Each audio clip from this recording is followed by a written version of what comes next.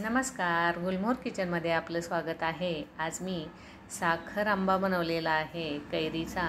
एकदम मस्त असा हा साखर आंबा झालेला आहे। त्याचा रंगही सुरेख आलेला आहे। नक्की पूर्ण व्हिडिओ बघा। त्यासाठी इथे मी 3 कैऱ्या घेतलेल्या आहेत। या ज्या कैऱ्या आहेत त्या केशर आंब्याच्या आहेत।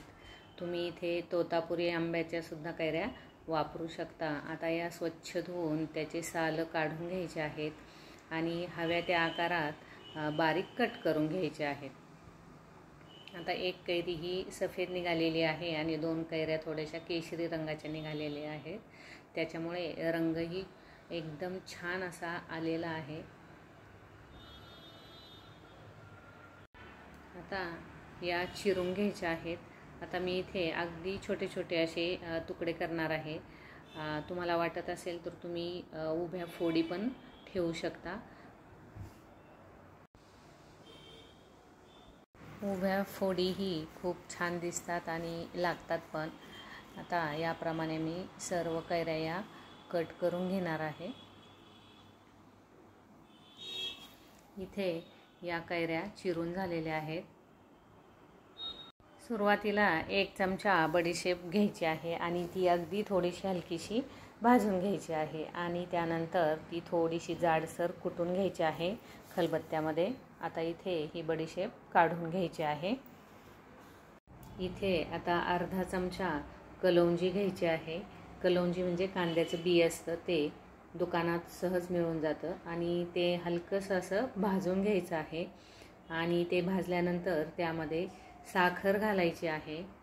जेवढी कैरी असेल तेवढी साखर यामध्ये घालायची आहे, कारण मग निदान 10 ते 15 दिवस ते सहज टिकतं। कधीकधी महिनाभरही टिकलं जातं। आता यामध्ये मी पाणी घालणार आहे। पाणी इथे मी 1.5 ग्लास घालणार आहे, कारण कैरी ही यामध्ये शिजवून घ्यायची आहे, म्हणून यामध्ये 1.5 ग्लास हे पाणी मी इथे वापरलेलं आहे।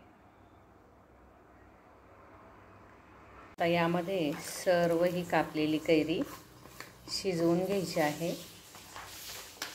गॅस सुरुवातीला फुल ठेवायचा आहे आणि नंतर बारीक गॅसवर मस्त मऊ अशी शिजू द्यायची आहे।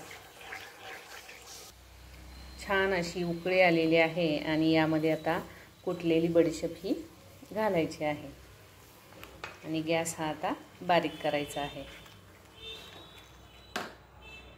इथे छान असं हे शिजलेलं आहे, तुम्हाला दाखवते। एकदम मऊ असं हे शिजलेलं आहे। हे पहा, असं मऊ शिजवून द्यायचं आहे आणि हा जो पाक झालेला आहे, एकतारी पाक हा झाला पाहिजे। आता यामध्ये काळं मीठ घालायचे अर्धा चमचा आणि 1-2 चिमूट हे साधं मीठ घालायचं आहे। आता हे व्यवस्थित असं मिक्स करून घ्यायचं आहे।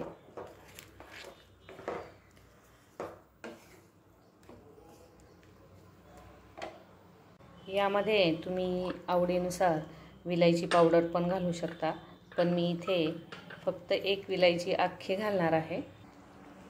हे पहा, ही फोडून घालायची आहे आणि त्यानंतर थोडंसं हे केशर घालायचं आहे। केशर घातल्यामुळे त्याला चव छान येते। इथे छान असा रंगही आलेला आहे आणि पाकही त्याचा व्यवस्थित झालेला आहे।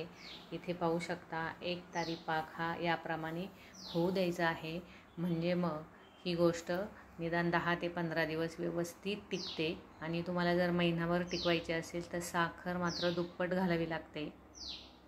इथे मस्त अशी ही लौंजी तयार झालेली आहे। आता ही लौंजी कशाही सोबत तुम्ही खाऊ शकता, पराठ्यासोबत खाऊ शकता, ब्रेडसोबतही खाऊ शकता किंवा कुठलेही थालीपीठ, धपाटे त्याच्यासोबतसुद्धा खूप छान लागते। इथे मी छोटीशी काचेची बरणी घेतलेली आहे। आता यामध्ये भरून ठेवणार आहे। थोडंसं गरम आहे। प्लॅस्टिकच्या जर बरणीमध्ये ठेवायचं असेल तर एकदम थंड होऊ द्यायचं आहे आणि मग ठेवायचे आहे। मस्त असा रंगही आलेला आहे त्याला, तुम्ही इथे पाहू शकता। खूप छान झालेला आहे आणि टेस्टीही झालेला आहे। मी आत्ताच चव घेऊन पाहिलेली आहे, एकदम छान अशा या फोडी झालेल्या आहेत, इथे तुम्ही पाहू शकता। हा व्हिडिओ तुम्हाला जर आवडला असेल तर लाईक, शेअर, कमेंट आणि सबस्क्राईब करायला विसरू नका।